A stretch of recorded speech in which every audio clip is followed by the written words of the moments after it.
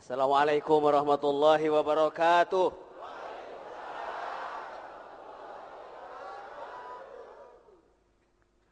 Alhamdulillah rempeg perentul. Pada malam ini alhamdulillah pembina pengajian tabaruk untuk sudur telah hadir, di mana beberapa malam beliau bukan absen tapi ancang-ancang untuk loncat. Ada SMS barusan lagi turun ke sini, mohon jawaban katanya. Apa betul ada dosa yang tidak bisa ditebus dengan sholat, dengan zakat, saum, haji, umroh, kecuali ditebusnya itu dengan susah payah mencari nafkah rezeki? Apa iya betul ada? Kata saya ada. Dosa apa itu? Dosa malas. Orang lain usaha, dia tidur nyenyak, makan lahap, tapi usaha nggak mau. Assalamualaikum warahmatullahi wabarakatuh. Assalamualaikum warahmatullahi wabarakatuh. Bismillah, alhamdulillah, wassalatu wassalamu ala rasulillah wa ala alihi washabihi wa mawalah. Amma ba'd. Saya tidak sempat salin dulu karena memang tidak datang untuk tampil. Karena saya sudah lihat ada anak saya, ada al-mukarram yang lain, karena itu datang di belakang ngumpet udah. Mohon maaf ini masih pakai baju besi. Karena baru selesai rapat. Saya tidak akan ceramah. Barangkali para ikhwan akhwat ada pertanyaan-pertanyaan yang perlu diperjelas. Silakan. Langganan. Assalamualaikum warahmatullahi wabarakatuh. Mohon penjelasan tadi tentang masalah syahwat diserupakan dengan arad dan ma'rifat diserupakan dengan sama. Wajah syabahnya apa? Terima kasih. Yang lain.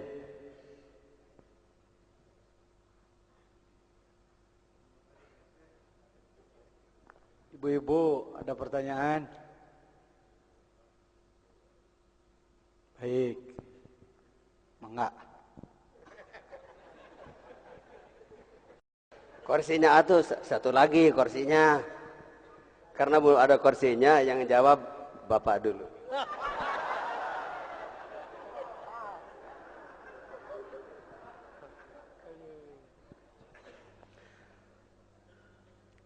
Kita mengenal istilah nafsu, syahwat, hawa. Bedakan antara hawa pakai ha, karena itu bahasa Arab pakai makhraj. Kalau ha besar di dada, ha.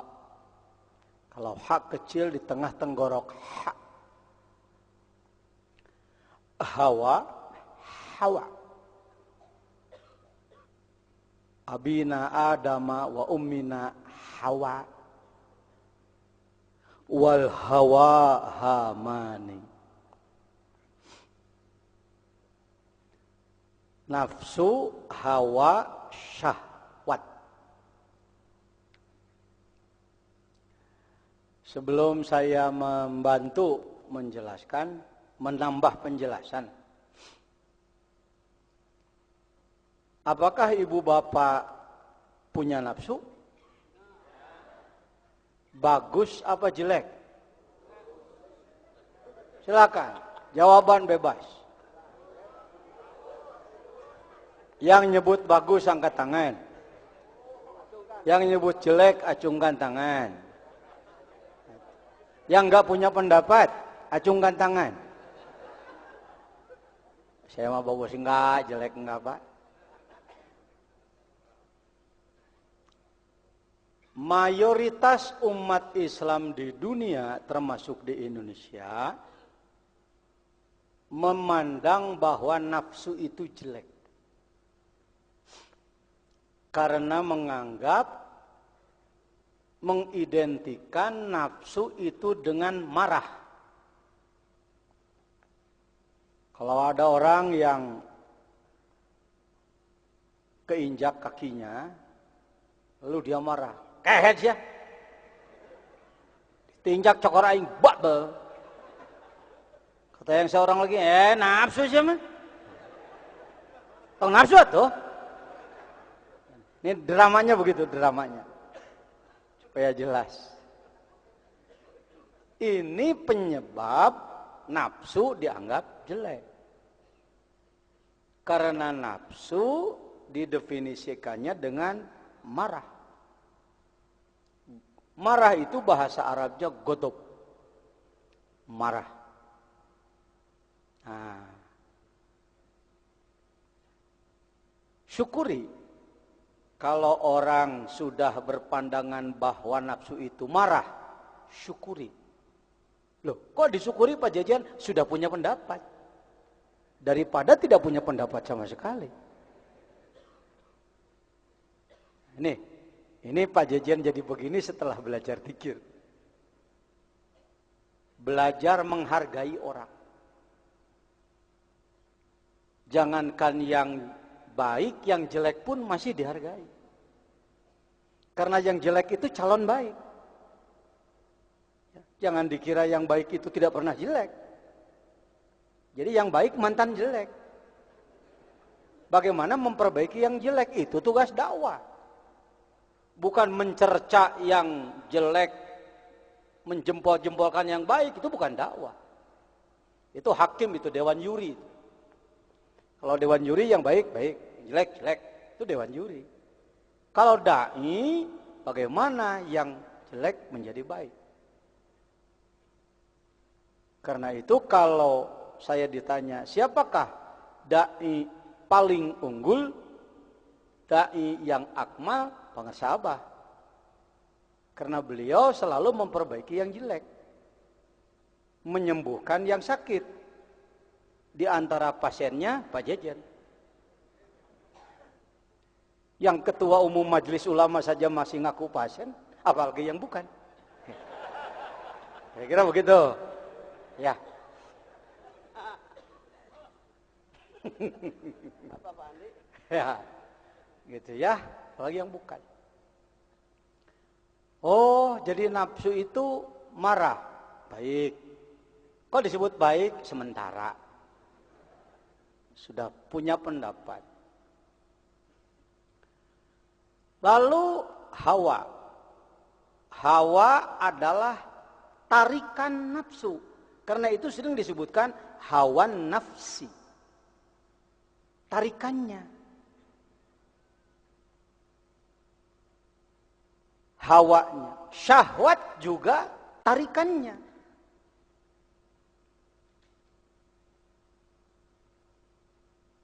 Bagaimana pandangan kita terhadap hawa dan syahwat? Tergantung juga pengetahuannya. Kalau dia memaknai syahwat adalah birahi, tarikan-tarikan nafsu, maka syahwat jadi jelek. Maka hawa jadi jelek. Tetapi kalau kita mengikuti kearifan Syekh Mursyid,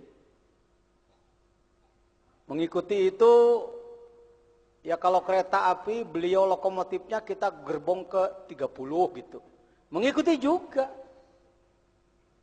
Ya. Jangan menganggap yang mengikuti itu hanya yang dekat saja.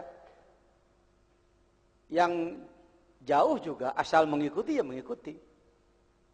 Kalau kita mengikuti cara pandangnya Syekh Mursyid, maka akan selalu positive thinking. Akan selalu husnudzon. Jadi nafsu itu baik atau tidak, maka akan dikatakan baik. Syahwat baik. Hawa baik. Maka baik Pak Jejen, kalau orang tidak punya syahwat, tidak punya hawa nafsi, maka tidak akan punya keinginan. Tidak akan punya keinginan. Coba kalau seluruh laki-laki tidak punya syahwat terhadap perempuan, tidak akan ada kantor urusan agama. Tidak akan ada mubalik diundang untuk ceramah perkawinan. Tukang rias itu juga tidak laku. Gara-gara tidak ada apa? Tidak ada syahwat. Jadi, alhamdulillah, ada apa? Tuh, coba. Hadena hadir malam 11. Waduh, mahal itu, mahal itu. Ya, tidak ada ciptaan Allah yang tidak bermanfaat. Innallaha la yastahi ay yadriba mathalan ma ba'udatan fama fawqaha. Tidak akan ada yang tidak bermanfaat. Alhamdulillah, ada apa? Di mana? Dalam diri kita. Kurang nafsu makan beli jamu. Nafsu makan kan ada. Kurang nafsu malam Jumat. Beli jamu nafsu. Ramuan Madura. Tangkur rahasia. Tong loba omong nu teu nyaho bejaan. Yeah. Nah, kurang nafsu sholat beli jamu. Apakah sido muncul sudah membuat jamu nafsu sholat? Air mancur sudah membuat jamu nafsu sholat? Apakah ibu dan bapak sudah punya jamu nafsu sholat? Sudah. Nu diterangkan ku Neng tadi, jeung ku Asep, zikir itu. Jamunya itu. Oh, bulet. Alhamdulillah. Mengapa tadi di dalam kitab disebut ardi? Disimbolkan dengan kerendahan. Kalau di dalam Al-Quran Allah mencontohkannya kepada Nabi Musa alaihissalam, fakhla na'laik. Lepaskan sandalmu. Sandal yang dimaksud bukan nakhal, bukan na'laik, artinya Nabi Musa harus lepas alas kaki. Tetapi lepaskan sifat-sifat yang rendah dalam dirimu. Syahwat ini, nafsu ini, hawa ini, pemberian dari Allah. Bekal dari Allah. Kalau tidak ada nafsu, tidak ada hawa, tidak ada syahwat, tadi saya katakan, tidak punya keinginan. Makan, minum, berpakaian, kendaraan, dan segala macam keinginan, itulah syahwat. Bisa menjadi jatuh derajatnya manakala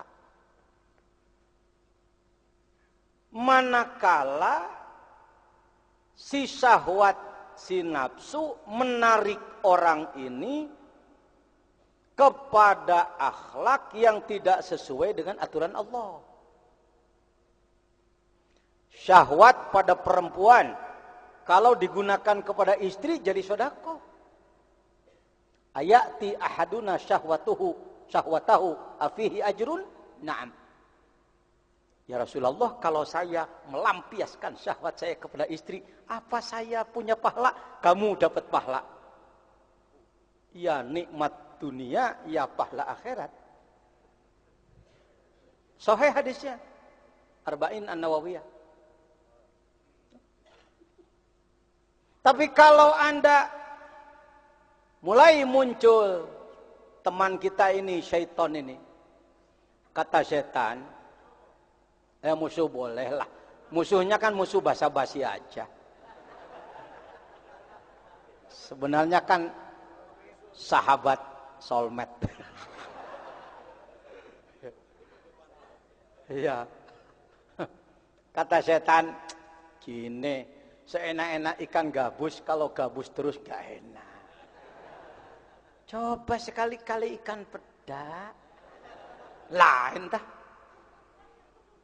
Pikir-pikir iya ya. Kalau aku perempuan, lalu barangku diberikan pada orang lain, kok nggak copot? Nggak pecah. Sebenarnya kan vitamin ya. Ini bahasa setannya nih. Jangan dulu membenci. Ya. Bener juga ya. Lagian orang nggak ada yang tahu kan ya. Dan di Indonesia kan musim di mana-mana. Nah. Syahwat, nafsu bergabung dengan syaitan.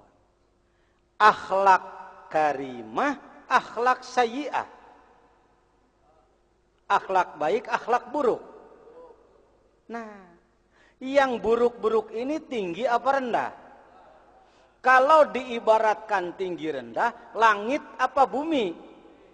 Si nafsu, si syahwat, si hawa menjadi sederajat dengan bumi rendahnya karena dijadikan alat kepada akhlak yang buruk. Ya, makan. Boleh apa enggak makan? Makan untuk menyegarkan badan. Kalau badannya masih, kesegarannya tergantung pada makanan. Yang disebut alam asbab. Silakan rasakan. Ada orang yang makannya 40 hari sekali, nggak usah bingung. Wah, itu gimana? Nanti gizinya repot amat. Yang menghidupkan itu Allah. Tahu tongeret? Nah, neng bahasa Indonesia tongeret teh. Apa? Kalau ini ayahnya, saya bapaknya gitu. Bapak kurang apa? Nah, tongeret. Tonet. Nah, tongeret itu namanya. Dengar-dengar tongeret makanannya apa? Makanannya angin. Pada tahu. Enggak makan buah-buahan, enggak. Hidup. Ada yang makan seminggu sekali orang itu. Ketika memang Allah berikan kemampuan, kesegaran tubuhnya bukan karena makanan. Ada yang 3 hari sekali, ada yang sehari 3 kali. Ini kita kan sangat kental bermadhab ke barat, itu tadi diterangkan oleh Cep Dadang. Bermadhab ke barat, mengikuti. Jadi makan yang sehat itu adalah harus 3 kali karena kalori. Nah, ya perhitungannya pakai perhitungan gituan. Akhirnya tidur pun harus 8 jam. Sedangkan mulai tidurnya jam 10. Kalau jam 10 malam, 10, 11, 11, 12, 12, 1, 1, 2, 2, 3, 3, 4, 4, 5, 5, 6. Maka bangun jam 6. Kenapa bangun jam 6 atau jam 7? Untuk sehat. Kenapa? Berdasarkan penelitian. Nah ini. Jadi nafsu syahwat hawa kalau dia tidak dikendalikan, maka dia membawa diri kita kepada akhlakus sayyi'ah, pembantahan terhadap Allah, maka menjadi kal ardi, bagaikan bumi. Tetapi kalau si nafsu dikendalikan dengan nurullah, dengan cahaya Allah, untuk menghasilkan nurullah, maka kita belajar zikir. Ternyata dengan zikir yang ada belum juga menghasilkan nurullah, maka kita mencari guru. Itu yang saya katakan. Kalau hari ini di dunia, gak bicara dunia dulu lah, Indonesia saja, jumlah umat Islam kurang lebih 200 juta, dewasa 100 juta, yang sudah belajar thariqat kira-kira 10 juta, maka yang belum adalah 90 juta. Itu kenapa kami selalu mendorong anak-anak siapapun untuk menjadi dai thariqah. Bukan untuk kebesaran thariqah, bukan untuk membesar-besarkan Suryalaya, bukan. Kalau musim penyakit, yang sakit harus diobati.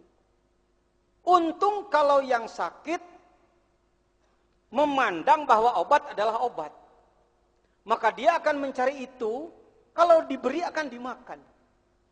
Karena dia sadar bahwa dia sakit dan ini obat. Kira-kira ketangkep enggak omongan saya?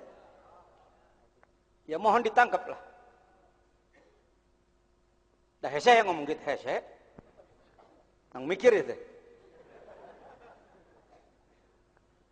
Ayah ceramah hafalan, ada ceramah himbauan, ada ceramah filsafat, ada ceramah kepemimpinan, yang di dalamnya selalu ada daya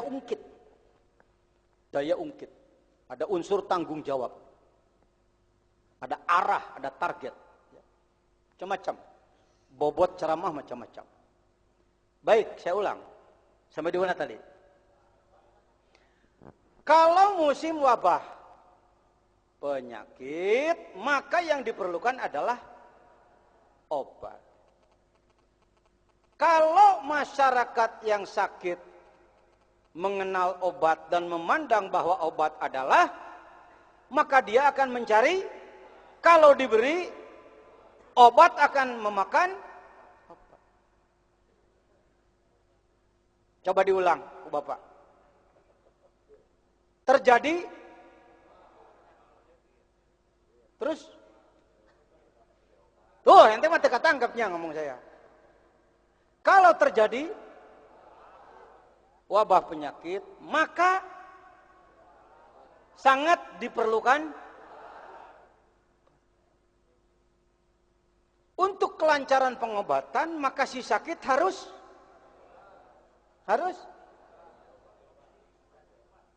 ya bolehlah harus berobat. Saya tuh ngomong itu tadi, ente tuh ngomong gitu. Prosesnya ini kurang luwes Anda berpikir. Ya boleh mencari obat, boleh mencari obat dan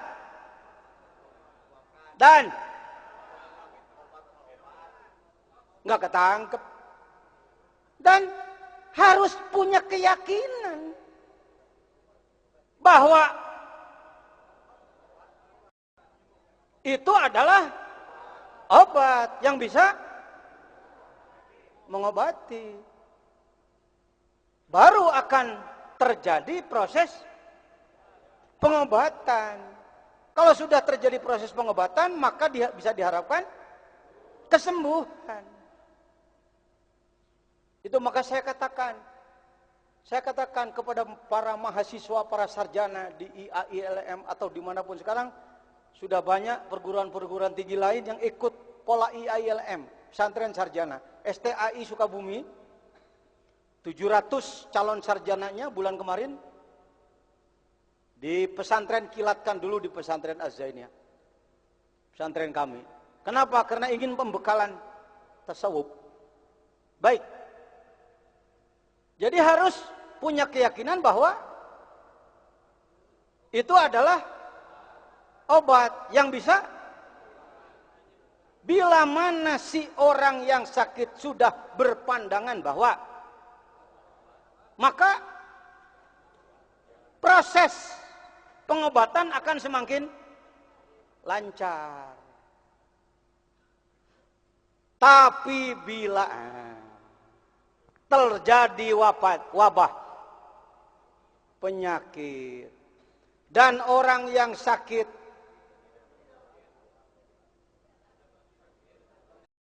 memandang bahwa obat adalah racun, maka tidak akan mengkonsumsi obat itu, bahkan menakuti Obat itu akibatnya proses penyembuhan menjadi lambat. Itu yang saya sebut.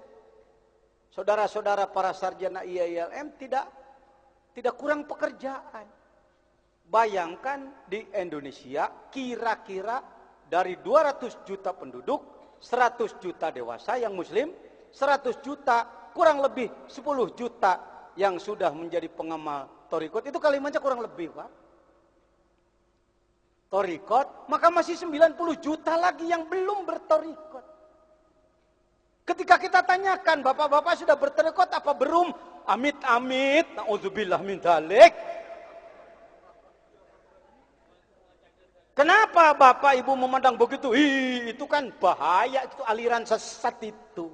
Nah ini yang saya sebut, orang sakit memandang bahwa obat adalah tugas kita semua. Pak Jajan kok saklek betul ngomong begitu? Wong kita semua ini mantan. Saya termasuk mantan, ini juga mantan. Mantan orang yang sakit dan memandang bahwa obat adalah racun. Kalaupun diberitahu bahwa ini obat, iya, tapi menggunakannya nggak mau pakai cara. Yang seharusnya itu jamu-jamu diseduh diminum, ini malah dipurulukeun kana mata. Yang seharusnya obat gosok malah dikucurin ke telinga. Yang seharusnya salep obat luar malah ditelan. Kira-kira hasilnya penyembuhan apa makin berpenyakit? Bayangkan kalau tidak ada Suryalaya. Pak Jajan bukannya Suryalaya, perguruan tarekat di mana-mana. Iya. Saya tahu. Karena saya Rais Jamiah Ahli Thariqah Al-Mu'tabarah An-Nahdiyah yang mengurusi semua thariqat-thariqat khususnya di Jawa Barat dan di negara kita. Dengan hormat. Saya sendiri sudah belajar kurang lebih 7 thariqah kepada 7 guru-guru saya. Kenapa kok Pak Jajan kelihatannya kentalnya di Suryalaya?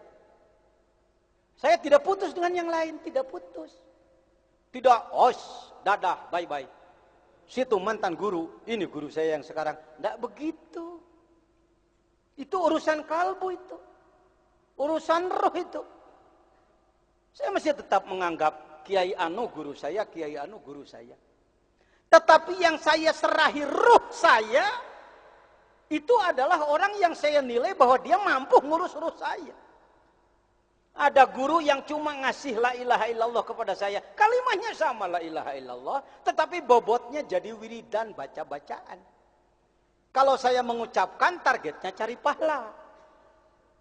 La ilaha illallah, la ilaha illallah, la ilaha illallah, la ilaha illallah, la ilaha illallah, la ilaha illallah, la ilaha illallah, la ilaha illallah, la ilaha illallah, la ilaha illallah, la ilaha. Berapa Pak Jajan? 1.000, 10.000 umpama. Cari apa Pak Jajan? Cari pahala. Fama ya'mal mithqala dzarratin khairan yarah. Orang yang mengamalkan pasti dapat pahala. Jadi pahala itu hebat ya Pak Jajan? Hebat. Nanti kalau mati surga. La ilaha illallah, la ilaha. Enggak ada yang lebih dari itu Pak Jajan? Enggak ada. Nah. Jadi nangtung saya.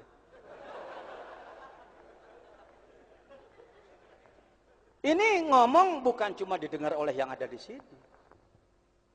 Direkam, diinayah, disebarkan melalui radio, bahkan melalui internet ke seluruh dunia. Kegiatan di Suryalaya didakwakan ke seluruh dunia. Maka hati-hati bicara. Tadi anak-anak kita, kader-kader kita itu berbobot itu. Dalil-dalil yang lengkap, penyampaian yang fasihat.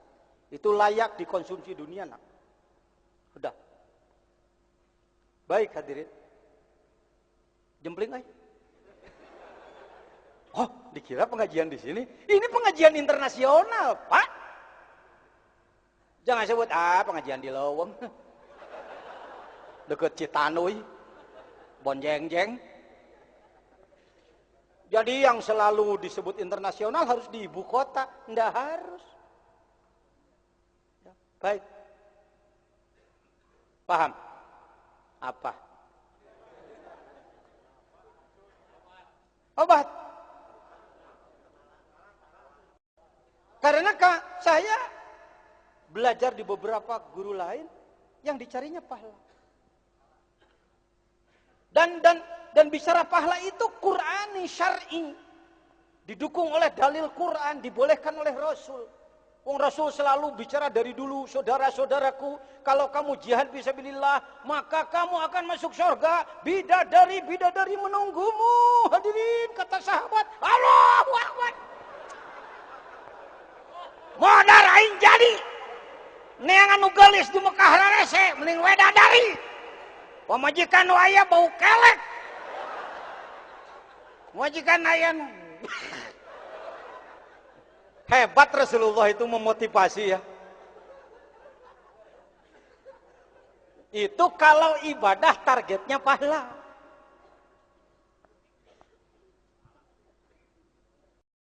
Kalau dapat pahala dari Allah itu hebat. Qur'ani. Dan ini yang mendominasi pemikiran mayoritas umat Islam dunia. Bukan hanya masyarakat, bahkan ulama sarjana. Sawab. Pahala. Jadi Pak Jejen nggak boleh pengen pahala. Di tahap pengen pahala, harus pengen pahala dulu. Sebab dialah pembangkit untuk amal. Kenapa kamu beramal? Supaya dapat pahala. Jadi kalau nggak ada pahala, nggak amal. Oh, di kelas itu, ayo ngomong pahala terus. Tapi setelah Anda bertemu dengan mursyid kamil mukammil, pembimbing ruh yang sempurna, tidak akan banyak bicara pahala. Kenapa kamu ibadah? Karena syukur. Ya Rasulullah, kenapa engkau sholat sampai bengkak? Afala uhibbu an akuna abdan syakuro. Dosamu sudah diampuni. Rizki tinggal minta. Buat apa sholat sampai bengkak begitu? Pengen syukur. Tah bager bisa hayangnya holewih na surya layate didinya. Nu madak nu kieu nyepotnya di surya layak. Sebab sampai dituan pahala. Bahkan di dalam kitab Al-Anwarul Qudsiyah yang saya dihadiahi oleh pengarsa Abah melalui tangan beliau. Bagi saya, fotokopi Anwarul Qudsiyah dari beliau adalah sejarah. Kalau sekarang di PWNU Jawa Barat, ada manakiban setiap Sabtu akhir. Sedangkan dulu, kurang lebih 30 tahun, ulama Nahdlatul Ulama Jawa Barat adalah paling kebanyakan benci torikot, benci suryalaya. Sekarang justru sebaliknya, setiap hari Sabtu Anda mendengar gema zikrullah. La ilaha illallah. Ada yang bergumam, waduh PWNU dikuasai suryalaya ya. Ada yang bergumam. Ya silakanlah. Ini antara lain karomah pangersa Abah dari Allah melalui kitab yang diberikan melalui tangan beliau kepada saya. Saya di Pekalongan waktu Muktamar Jamiah Thoriqoh memberikan jawaban tentang Robito. Cerita dulu sedikit. Di antara masailut Thoriqiyah adalah bagaimana hukum Thoriqoh di saat berzikir. Bagaimana hukum Robito di saat berzikir. Dari 500 peserta komisi Bahsul Masail, ada 17 ulama besar tasawuf se-Indonesia yang memberikan jawaban. Dan yang terakhir ke-18, saya. Yang 17 mengatakan haram. Rabitatul qalbi fi dzikri haram. Li'annaha syirkun.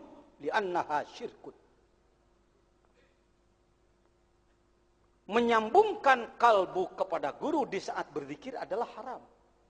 Karena mengganggu kehusyuan. Harusnya ibadah kepada Allah, wong ini kepada guru. Ingat. Itu jawaban ulama Usufiyin al-Indonesia pada muktamar. Dan ada nomor 18 ikut menjawab saya. Ki Muhaiminan Gunardo, waktu itu kalau tidak salah Khatib Am, almarhum, beliau mengatakan, ini yang ke-18 dari mana? Sukabumi, Kiai. Tahu nggak? Jawa Barat itu nggak punya nama, Pak. Jawa Barat di Medan Muktamar itu seksi tepuk tangan.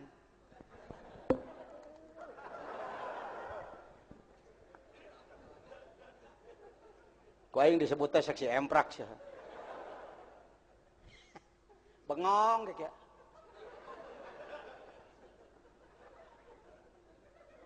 Orang rame Basul Masail ini cari batik.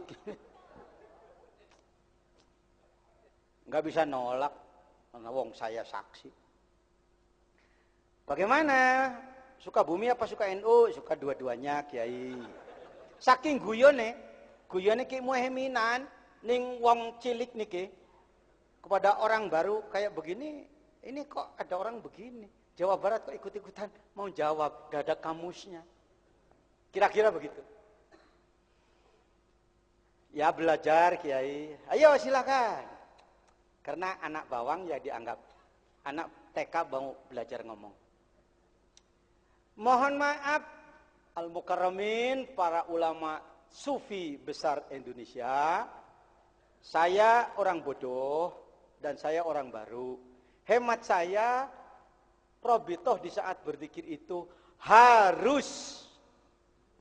Ini berani amat anak. Yang 17 orang-orang besar yang sudah diberi soal 2 bulan sebelumnya, sudah mutolaah puluhan kitab, menyatakan. Kiai ikut nggak waktu itu? Ikut ya? Nih ikut ya? Ikut nih Kiai Saleh. Banyak saksi saya. Ini malah anak baru nongol berani berseberangan. Tetapi di NU tidak dipangkas kalau berpendapat. Diberi peluang dulu untuk berargumentasi. Punya marojek, punya referensi atau enggak. Apa ada dasar, Kiai? Insya Allah ada. Yang saya bawa izin Allah karena saya peserta dadakan kitab Nuti Pangersa. Fotokopian. Saya ambil waktu mau berangkat. Barangkali ini manfaat. Ini karomah itu bukan harus melihat guru terbang. Bunuh orang dengan kedipan. Mati. Wah. Selalu Indonesia senangnya kantong ajaib. Sendal ajaib. Cincin ajaib. Oh, yang ajaib nggak disebut ajaib. Sudah punya yang ajaib belum? Itu matamu ajaib. 40 tahun dipakai nggak pernah ganti oli. Ajaib. Itu kepunyaanmu ajaib. Kok kalau dekat-dekat yang bau-bau begitu bisa bangkit. Wa bi anfusikum afala tubsirun. Gigimu ajaib. Kenapa tadinya nggak ada sekarang jadi sudah ada? Kalau sudah begini kok nggak terus panjang di sini?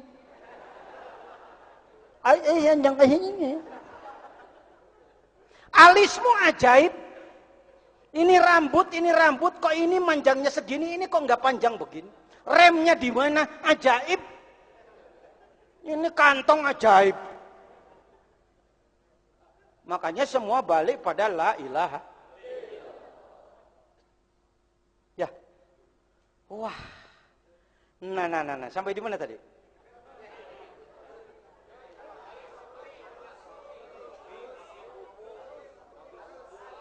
Ambil buku. Lalu saya baca, kalau tidak salah halaman 461. Wong 500 halamannya sudah saya baca semua. Jangan muji-muji saya, ikuti. Pak Jajan hebatnya udah terbaca semua. Jangan hebat-hebatan. Kalau saya hebat kamu ndak ikuti, kamu ndak ke bagian hebatnya. Jadi penyanjung aja. Baca oleh Anda. Waduh Pak, sulit Pak, gundul Pak. Yang gondrong cari. Pak, sulit Pak yang gondrong Pak, terjemahannya sudah dibuat oleh Ustaz Ali Muhammad. Ayo nak, ayo baca. Nah lalu saya baca kira-kira 10 baris.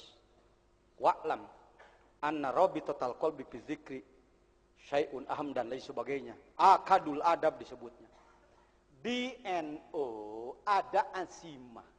Azimah itu bukan jimat yang selalu dipakai di sini. Azimah itu sesuatu yang berada di posisi penting. Apa? Kemampuan membaca. Kalau sudah dengar orang punya pendapat, lalu punya argumentasi, dan dia baca alasannya, berapa baris atau berapa halaman, tanpa cacat bacaan, i'rabnya tidak cacat, sorobnya tidak cacat, tarkibnya tidak cacat, sigotnya tidak cacat. Orang sudah ngukur, untuk jadi orang seperti ini, kira-kira nyantrenya harus 20 tahun. Orang udah ngukur. Ya, kalau yang gondrong dibaca nggak cacat, memang biasa itu. Tapi yang gundul, panjang, sulit dibaca nggak cacat, ketahuan ini keahliannya. Saya mencoba membacakan sekemampuan yang ada, maka dinilai oleh 500 yang hadir, bacaan tanpa cacat, alasan kuat. Akhirnya sang moderator, Al-Mukarram Kiai Haji Muhaiminan Gunardo, beliau mengatakan, Kiai, kitab apa itu? Hei, kalau tinju di atas ring, menang jadi juara, kalah dapat bagian. Ada uang darah lah, kalau enggak uang keringet. Coba kamu tinju di belakang toko, walau kamu menang enggak jadi juara. Ya, jangan senang amatiran kalau hidup. Profesional, di atas ring, kalah jelas. Menang jelas. Kalau di ring muktamar yang 5 tahun sekali, seorang pengurus idarah mulia pusat meminjam kitab kepada utusan daerah, itu poin itu. Itu poin itu. Kiai, kitab apa itu? Anwarul Ghuziah.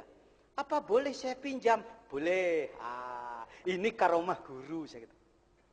Karomah guru. Mukjizat itu bukan selalu harus punya tungket dipukulkan jadi jalan. Bukan hanya itu, tapi Allah memberi jalan. Lautan masalah ketika datang tongkatnya dari Allah, maka jadilah jalan. Dibaca oleh beliau. Iya. Kita lanjutkan soal kedua, ketiga, keempat. Akhirnya ketika soal kedua, ketiga, keempat, kita juga selalu memberikan jawaban yang dianggap mendasar, maka izin Allah lidah beliau melalui karomat guru pangersa abah naon nyebutna pangersa? Dikotrekeun lah. Ya, sok kotrekeun naon bahasa Indonesiana. Ya, ditakdirkan di Lauhil Mahfudz sana agar beliau membicarakan sesuatu yang mungkin sebenarnya dari hati beliau tidak ada begitu. Ini yang namanya disebut nonton karomat. Beliau mengatakan, para musyawirin yang terhormat, rasanya untuk adil, kalau kita balik saja. Tadi yang menjawab dari nomor 1, 2, 3 sampai 18, bagaimana kalau kita balik saja? Yang memberikan jawaban pertama nomor 18. Yang lain mengikuti, tapi untuk mempersingkat waktu, kira-kira jawabannya sama, ya idem saja. Ini di forum, ya, di forum besar, jangan ngumpet-ngumpet. Kita harus sering melakukan seminar. Sukabumi pada Harlah, peringatan hari lahir penegakan syariat Islam yang ke-8 kemarin, saya adakan seminar tasawuf. Karena di Sukabumi banyak kelompok Wahabi, saya undang Profesor Ahmad Tafsir yang terkenal sebagai orang Muhammadiyah. Orang Sukabumi bengong ada Muhammadiyah jadi wakil talqin tarekat. Orang taunya kalau Muhammadiyah harus memusuhi tarekat. Ini datang profesor yang Muhammadiyah tarekat. Jadi Nahdi Muhammad Torsi.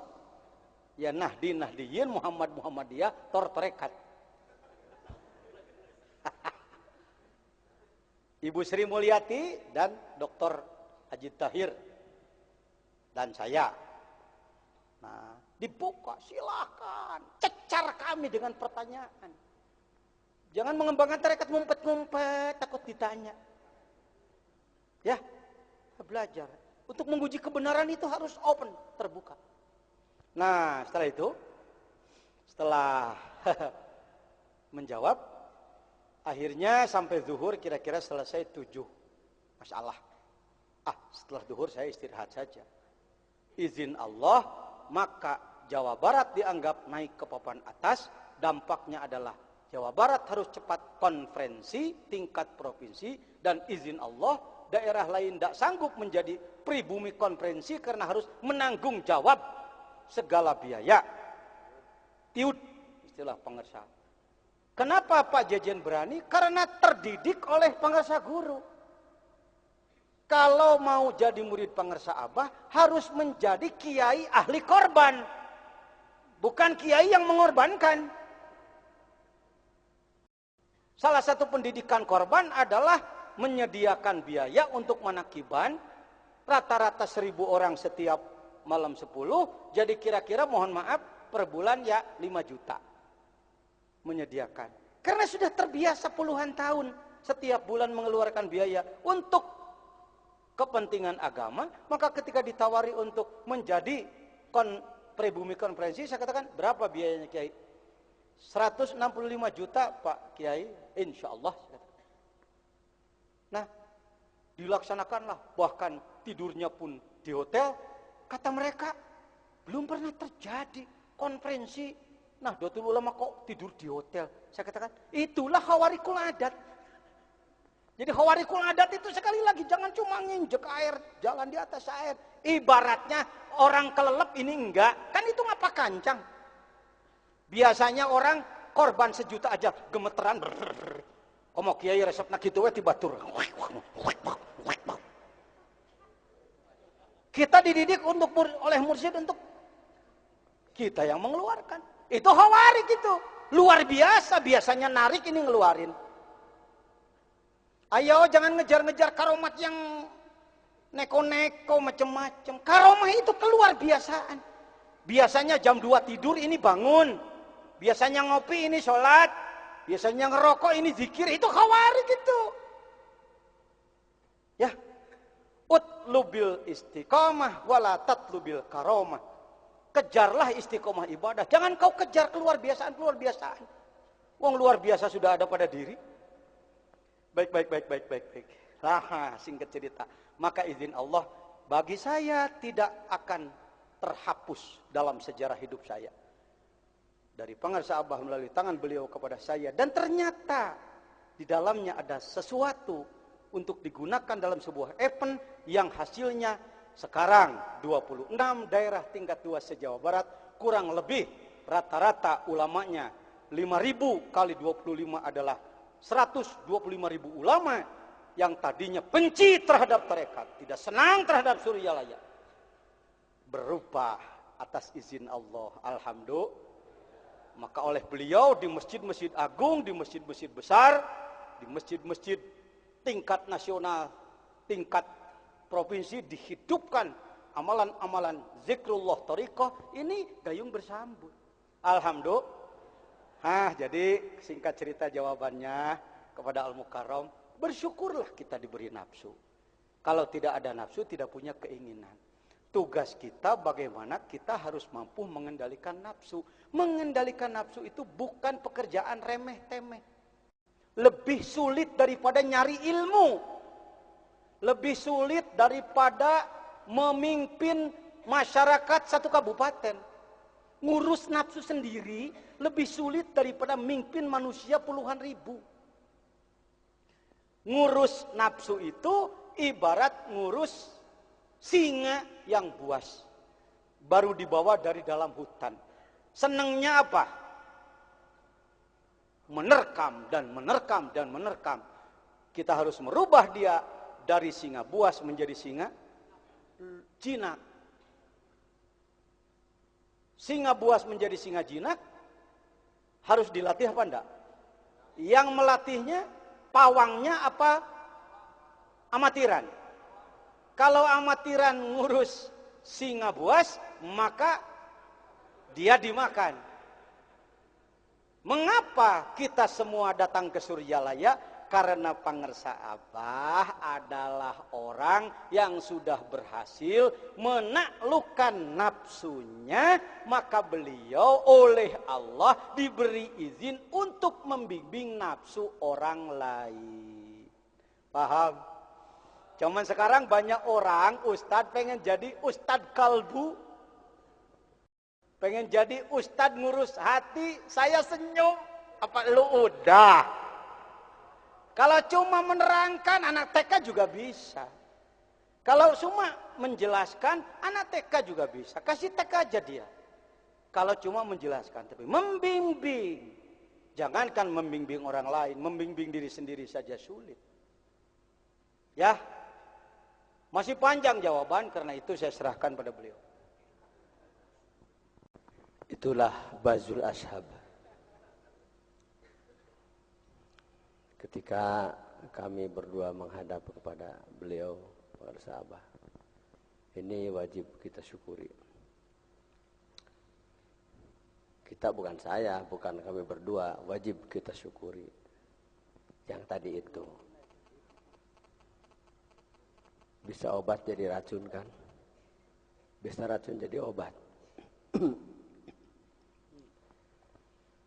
Para sahabat bertanya, mustaq dari apa itu jajan itu? Pengambilan dari bahasa apa jajan itu, kata Abah.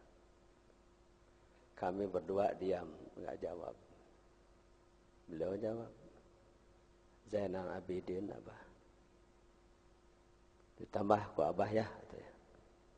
Bazul Ashab. Saya baru dengar itu, Bazul Ashab. Tahu dulu Ashab. Ya, sahabat, Ashab.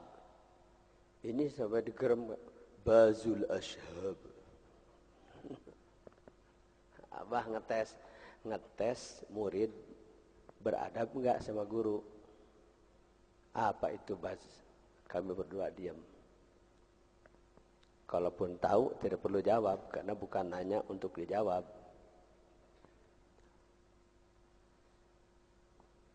Raja Wali. Al-Ashab, Baz itu burung Raja Wali. Abah bilang burung Raja Wali. Tidak nyebut elang Abah. Burung Raja Wali. Al-Ashab, terbang melayang-layang. Kalau burung Raja Wali terbang melayang-layang, enggak merem matanya. Gini.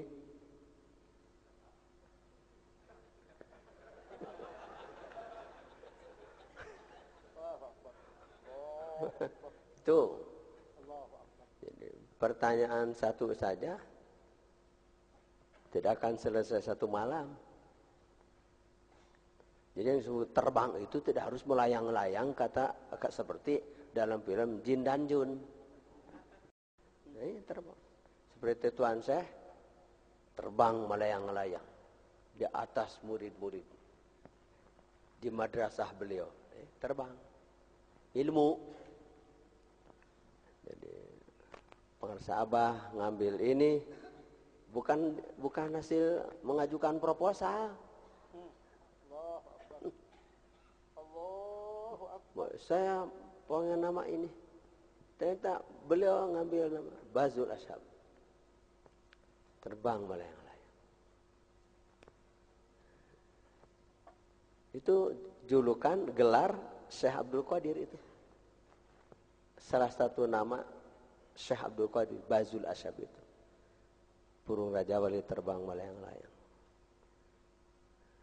Terus, ini kan politikus. Kalau saya mah politikus, saya mah. Ini politikus Jadi Abah ngambil terus terbang. Dulu kepada saya pengarsa Abah mengatakan, masih jauh perjalanan teh. Loba keneh ulama can wawuh kana torekan. Nah, itu. Jadi perjalanan Suryalaya itu paling tidak untuk memperkenalkan kepada para ulama tentang thariqah. Baru diterangkan. Kan min bilisani qaumihi. Buktinya sampai diungkir balik. Tadi nomor 18 dan nomor 1. Yang tadinya ikut yang 17, akhirnya yang 17 ikut yang 1. Kalau bukan dijungkir balik oleh ini, ini yang ngatur.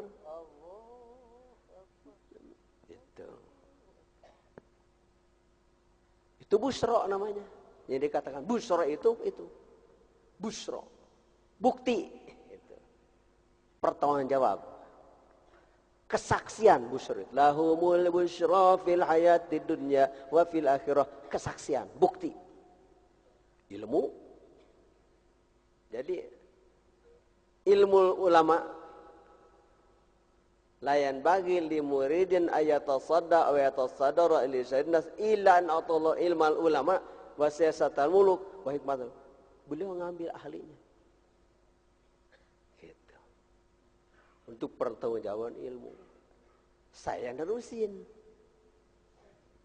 Masuk Masjid Raya Jawa Barat, masuk Masjid Agung Tasikmalaya, Ciamis, Banjar, Pelabuhan Ratu, Garut, Subang, Purwakarta, Kuningan, sampai Kubah Emas, Atin, Sukabumi, terus Semarang, sampai Palembang, sampai ke Masjid Dunia, Masjid Istiqlal.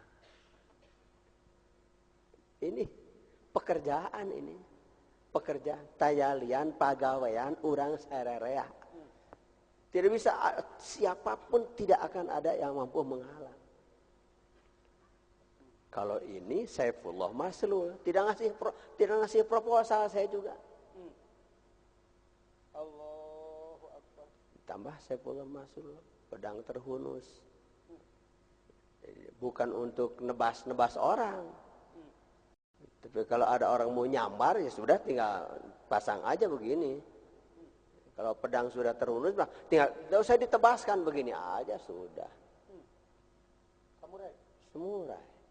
Bukan samurai sabuk, itu mah mintu, samurai sabuk mah tajam itu. Saifullah Maslul juga, Syekh Abdul Qadir. Bukan kami berdua, Abah yang ngasih. Kalau di dalam ayat Fuyudatul Bani kan dua imamani itu, yang satu melihat ke bumi, yang satu melihat ke langit. Yang satu keluar, yang satu ke dalam. Yang satu ke atas, yang satu ke bawah. Yang makanya ada bumi adalah bumi di mana?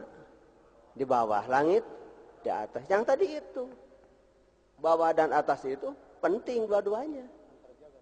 Oh, antarja Gatot Kaca, kalau wayang antarja ke bumi, Gatot Kaca ke langit. Ini perentul orang sebanyak ini karena ada yang di atas dan di bawah kan. Jadi begini.